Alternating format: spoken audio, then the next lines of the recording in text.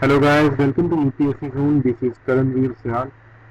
हमने Indian polity की series को स्टार्ट किया जिसमें हमारा सबसे पहला लेक्चर था हिस्टोरिकल बैकग्राउंड, जिसमें हमने ये देखा कि इंडिया में पॉलिटिकल इस्टेब्लिशमेंट कैसे हुई, उसके क्या क्या कॉजेज थे। फिर हमने रेगुलेटिंग एक्ट वगैरह किए, गवर्नमेंट ऑफ इंडिया एक्ट किए। तो ये हमारा पहला लेक्चर था। आज का जो हमारा सेकेंड लेक्चर है वो इंडियन कॉन्स्टिट्यूशन के ऊपर है कि इंडिया में जो कॉन्स्टिट्यूशन बना वो क्यों बना, और कॉन्स्टिट्यूशन आने के बाद क्या क्या चीज़ें हुई।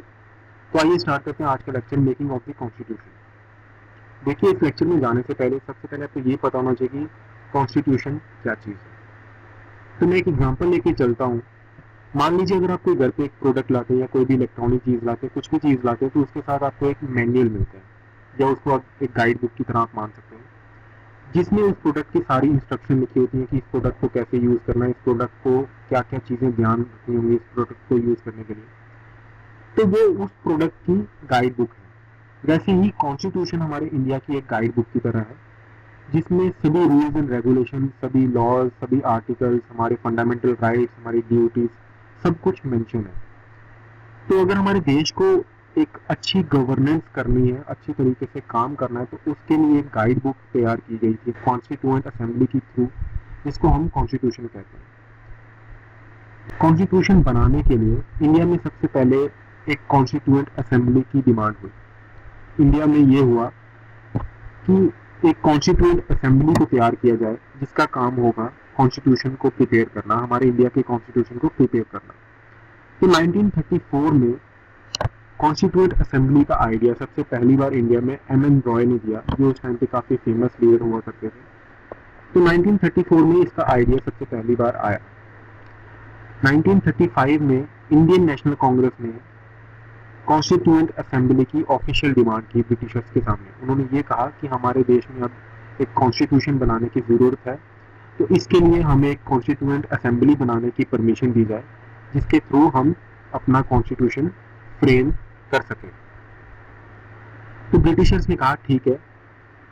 और जैसे ये हिस्ट्री का पार्ट है कि 1940 में एक अगस्त ऑफर आया, या इसको हम लिथिंगो ऑफर भी कहते हैं, बिकॉज उस टाइम पे जो लॉर्ड थे इंडिया में, उनका नाम था लॉर्ड लिथिंगो। तो ब्रिटिश गवर्नमेंट ने ये ऑफर या ये डिमांड जो थी हमारी कॉन्स्टिट्यूएंट असेंबली की, इसको एक्सेप्ट किया अगस्त ऑफर 1940 में। अब उसके बाद जैसे हमें पता है कि 1942 में क्रिप्स मिशन आया। Cripps mission under the leadership of Sir Stafford Cripps. तो इंडिया में जब क्रिप्स मिशन आया, तो उस मिशन के थ्रू इंडिया को अपना कॉन्स्टिट्यूशन बनाने की परमिशन दी गई। ब्रिटिशर्स ने ये कहा कि आप अपना कॉन्स्टिट्यूशन बनाओ, लेकिन हम उसको जो अडॉप्ट करेंगे या हम उसको जो अलाउ करेंगे वो वर्ल्ड वार टू के बाद करेंगे। अब जैसे आपको पता है कि वर्ल्ड वार टू जो थी 1939 से लेकर 1943 तक हुई। तो ब्रिटिशर्स ने ये कहा कि आप अपना एक कॉन्स्टिट्यूशन बनाओ कॉन्स्टिट्यूएंट असेंबली की हेल्प से, और उसको हम वर्ल्ड वॉर टू के बाद जाके एक्सेप्ट कर लेंगे। इस ऑफर को, ये क्रिप्स मिशन को, मुस्लिम लीग ने भी रिजेक्ट किया और इंडियन नेशनल कांग्रेस ने भी रिजेक्ट किया। अब ये रिजेक्शन का कॉज था बिकॉज मुस्लिम लीग उस टाइम पे एक सेपरेट नेशन की डिमांड करी थी ब्रिटिशर्स से। उन्होंने ये कहा कि हमें एक सेपरेट नेशन की बनाने की परमिशन दी जाए, जिसका नाम होगा पाकिस्तान, और एक सेपरेट कॉन्स्टिट्यूएंट असेंबली बनाने की परमिशन दी जाए। तो मुस्लिम लीग ने क्रिप्स मिशन को रिजेक्ट कर दिया बिकॉज ऐसी कोई भी परमिशन उन्हें नहीं दी गई। और वहीं पे आईएनसी, इंडियन नेशनल कांग्रेस ने इस मिशन को इसलिए रिजेक्ट किया बिकॉज ब्रिटिशर्स ने ये तो कह दिया कि आप एक अपना कॉन्स्टिट्यूशन बनाओ, लेकिन ब्रिटिशर्स ने ये कहा साथ ही साथ कि हम इंडिया को फ्रीडम नहीं देंगे, हम इंडिया को इंडिपेंडेंस नहीं देंगे, बल्कि हम इंडिया को डोमिनियन स्टेटस की डिमांड मानेंगे। डोमिनियन स्टेटस का मतलब ये था कि ब्रिटिशर्स जो होंगे वो इंडिया में जो एक्चुअल पावर या अल्टीमेट पावर जो होंगी वो ब्रिटिशर्स के पास ही होंगी, गवर्नेंस की पावर जो होगी वो इंडिया के पास होगी। अब ये डोमिनेंट स्टेटस तो मैंने आपको इंडियन हिस्ट्री की जो हमारी सीरीज थी उसमें मैंने आपको बताया है। तो 1942 में जो क्रिप्स मिशन आया उसको बोथ इंडियन नेशनल कांग्रेस और मुस्लिम लीग ने रिजेक्ट कर दिया। अब यही देखते हुए 1946 में ब्रिटिशर्स ने इंडिया में कैबिनेट मिशन लाया। अब ये कैबिनेट मिशन के मेंबर्स कौन कौन से थे? सबसे पहले मेंबर थे सर स्टैफोर्ड क्रिप्स की, दूसरे मेंबर का नाम था एवी अलेक्जेंडर, और थर्ड जो मेंबर थे उनका नाम था पैट्रिक लॉरेंस। तो ये कैबिनेट मिशन जो है इंडिया में आया, अब इस मिशन ने जो पाकिस्तान की डिमांड थी सेपरेट कॉन्स्टिट्यूएंट असेंबली और सेपरेट स्टेट फॉर मुस्लिम, इस डिमांड को रिजेक्ट किया और इस मिशन ने सबसे पहली बार ऑफिशियली कॉन्स्टिट्यूएंट असेंबली को इस्टेब्लिश किया। इस मिशन से ही हमारी कॉन्स्टिट्यूएंट असेंबली को इस्टेब्लिश किया गया। तो आइए पढ़ते हैं जो कैबिनेट मिशन के अंदर प्रोविजंस हुई। कैबिनेट मिशन ने जो हमारी कॉन्स्टिट्यूएंट असेंबली है उसको बनाने की परमिशन दी नवंबर 1946 में। तो जो हमारी कॉन्स्टिट्यूएंट असेंबली है उसकी कंपोजिशन क्या क्या थी, उसमें कितने लीडर्स थे, कितने मेंबर्स पार्टिसिपेट कर सकते थे, उसकी कंपोजिशन क्या थी। तो कैबिनेट मिशन ने ये एक डिमांड रखी, एक ये प्रोविजन रखी कि जो कॉन्स्टिट्यूएंट असेंबली होगी जो कि इंडिया का कॉन्स्टिट्यूशन प्रिपेयर करेगी उसकी टोटल स्ट्रेंथ होगी 389, जिसमें से 296 जो मेंबर्स होंगे वो ब्रिटिश इंडिया के होंगे। ब्रिटिश इंडिया में जितने भी मेन प्रोविंसेस हैं जैसे बंगाल, मद्रास, कलकत्ता, बॉम्बे, यहाँ से होंगे 296 मेंबर्स और बाकी जितने भी नवाब्स वगैरह होंगे, प्रिंसली स्टेट्स होंगी, वहाँ से होंगे 93 मेंबर्स। अभी तक ये 296 मेंबर्स में मुस्लिम लीग के मेंबर्स भी आ रहे हैं और इंडियन नेशनल कांग्रेस के मेंबर्स भी इंक्लूड होंगे, बिकॉज उस टाइम पे सेपरेट नेशन की डिमांड को रिजेक्ट कर दिया गया था। तो टोटल स्ट्रेंथ थी 389। अब इसके बाद में कॉन्स्टिट्यूएंट असेंबली का एक इलेक्शन हुआ जिसमें सभी पार्टीज ने अपना पार्टिसिपेशन की और आईएनसी ने, इंडियन नेशनल कांग्रेस ने इस इलेक्शन में 208 सीट जीती।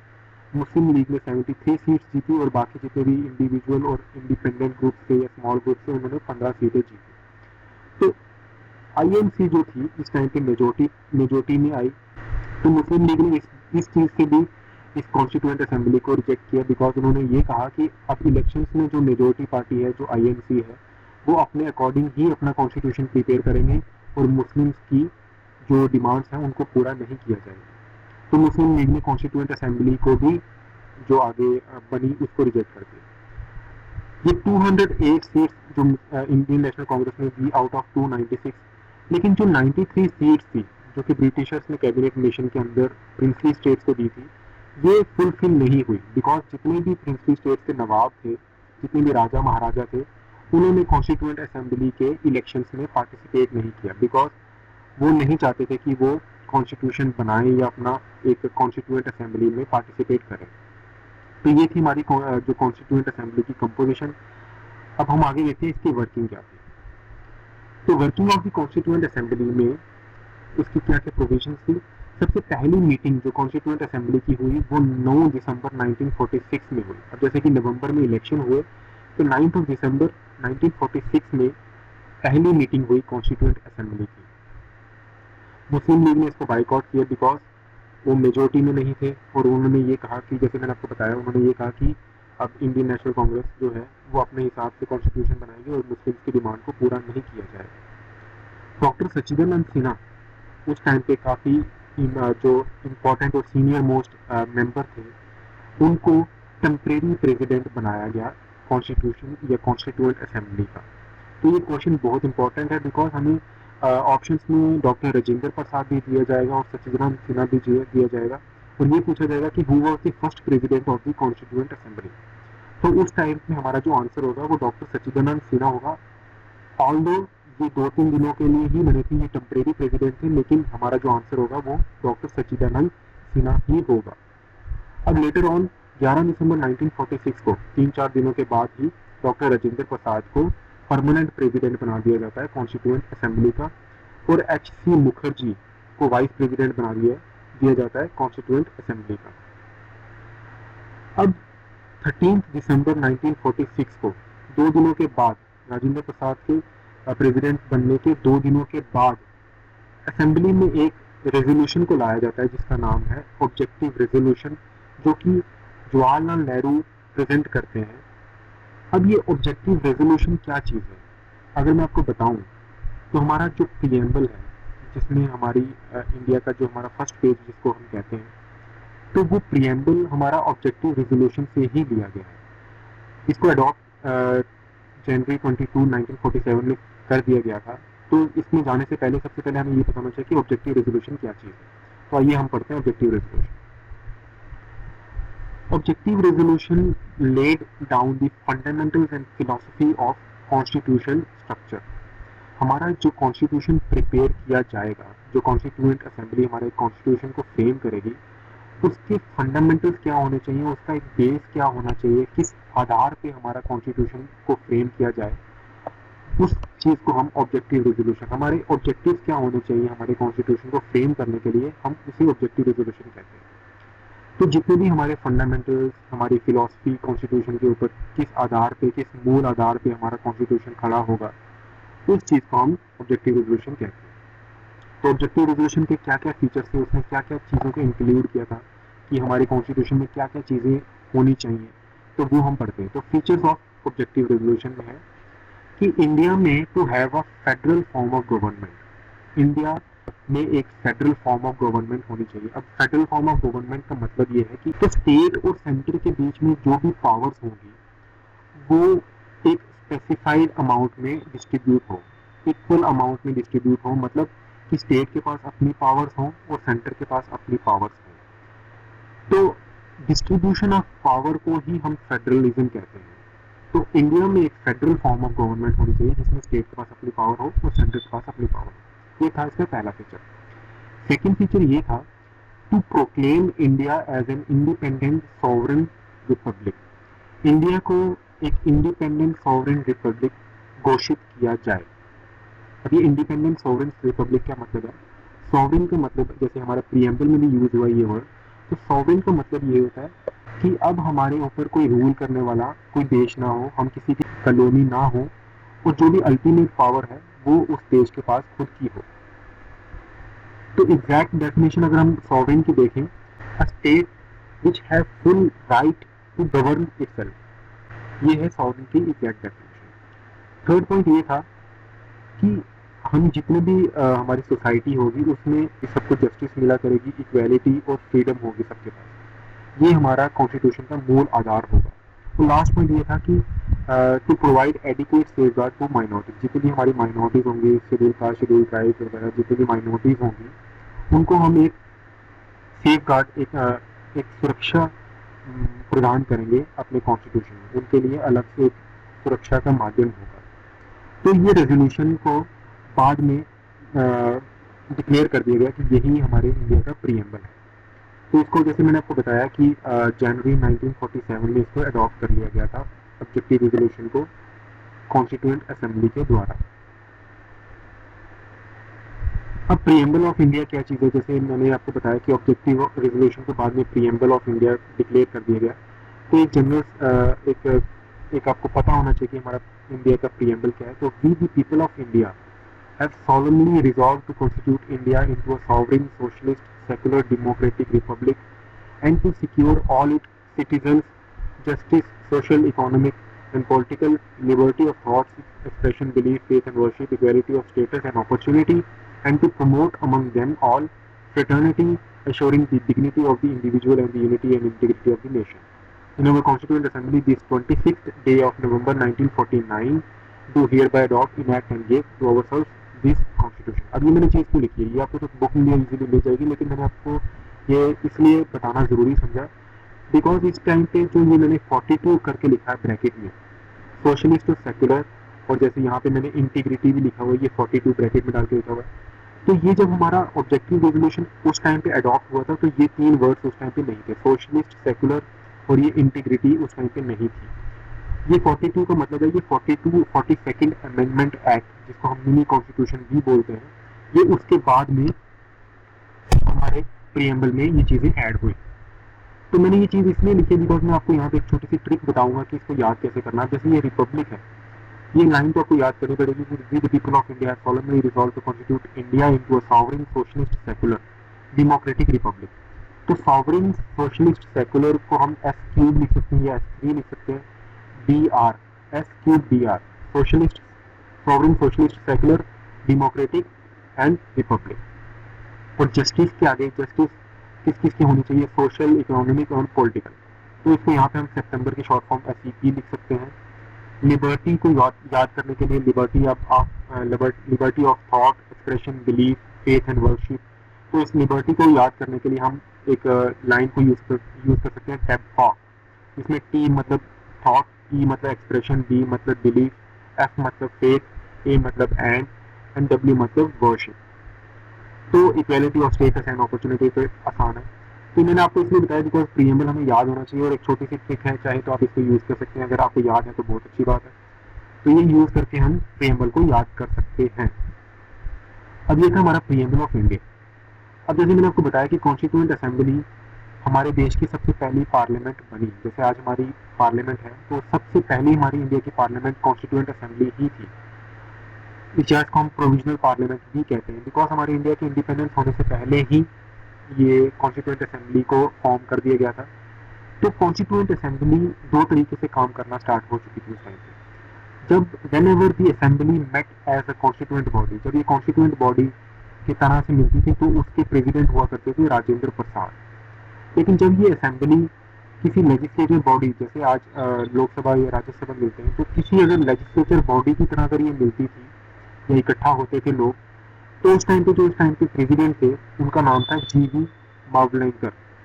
ये हमारे देश के सबसे पहले चेयरपर्सन थे लोकसभा के। तो ये चीज़ आगे कंटिन्यू रही 1949 तक।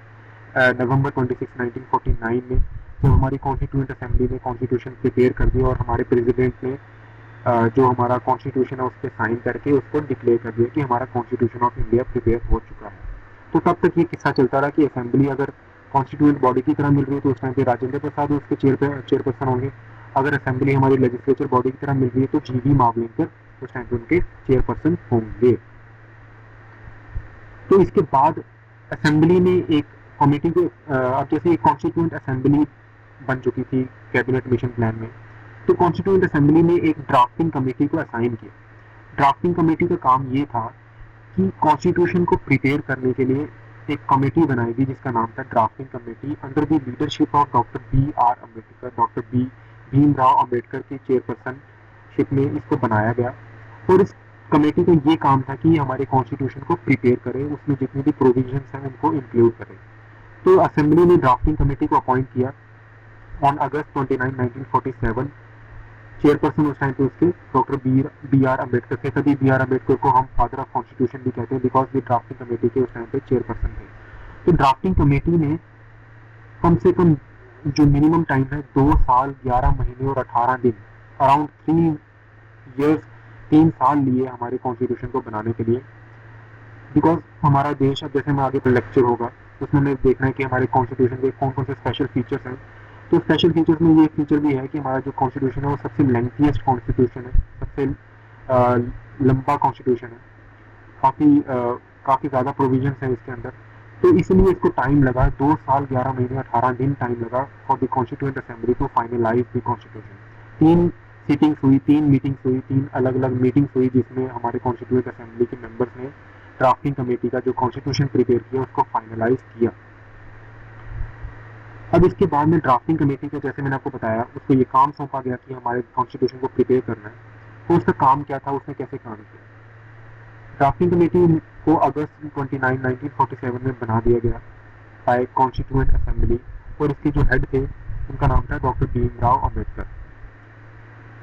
जो फर्स्ट ड्राफ्ट जो हमारे कॉन्स्टिट्यूएंट असेंबली या ड्राफ्टिंग कमेटी ने फर्स्ट ड्राफ्ट जो प्रिपेयर किया, जो प्रेजेंट किया डॉक्टर राजेंद्र प्रसाद के सामने, वो किया फरवरी 1948 में। अब ये पूछा भी जा सकता है या इम्पोर्टेंट भी है चीज़ कि हमारा फर्स्ट ड्राफ्ट जो कॉन्स्टिट्यूशन ऑफ इंडिया है, हमारी कॉन्स्टिट्यूशन ऑफ इंडिया का सबसे पहला ड्राफ्ट कब प्रिपेयर किया गया और कब प्रेजेंट किया गया, तो वो फरवरी 1948 में किया गया। सेकेंड ड्राफ्ट हमारा अक्टूबर 1948 में किया गया, और थर्ड ड्राफ्ट हमारा नवंबर 1949 में किया गया, जिसके बाद प्रेसिडेंट ने इस ड्राफ्ट के ऊपर साइन किया और इसको फाइनलाइज किया, और वो हमारा कॉन्स्टिट्यूशन ऑफ इंडिया बन गया नवंबर 1949 में। अब इस कॉन्स्टिट्यूशन में हमारे प्रीएम्बल था, 395 आर्टिकल्स थे। आज हमारे पास 465 आर्टिकल्स हैं, उस टाइम पे 395 आर्टिकल्स को इंक्लूड किया गया। 8 शेड्यूल्स थे जो कि आज के टाइम पे 12 हो चुके हैं। तो हमारे ओरिजिनल कॉन्स्टिट्यूशन में प्रीएम्बल, 395 आर्टिकल्स और 8 शेड्यूल्स को ऐड किया गया। Preamble was enacted after the constitution was already enacted. अब कॉन्स्टिट्यूशन के बनने के बाद प्रीएम्बल को इनैक्ट किया, प्रीएम्बल को लागू किया गया। तो ये कुछ इंपॉर्टेंट कमिटीज़ हैं यार, ये एसएससी और सीडीएस के हिसाब से इंपॉर्टेंट है कि कौन कौन सी इंपॉर्टेंट कमिटीज़ थे, उनके कौन कौन से चेयरपर्सन थे जो कि कॉन्स्टिट्यूंट असेंबली में फॉर्म की। जैसे कि मैंने आपको बताया कि एक ड्राफ्टिंग कमेटी को फॉर्म किया गया जिसका काम था हमारे कॉन्स्टिट्यूशन का ड्राफ्ट प्रिपेयर करे।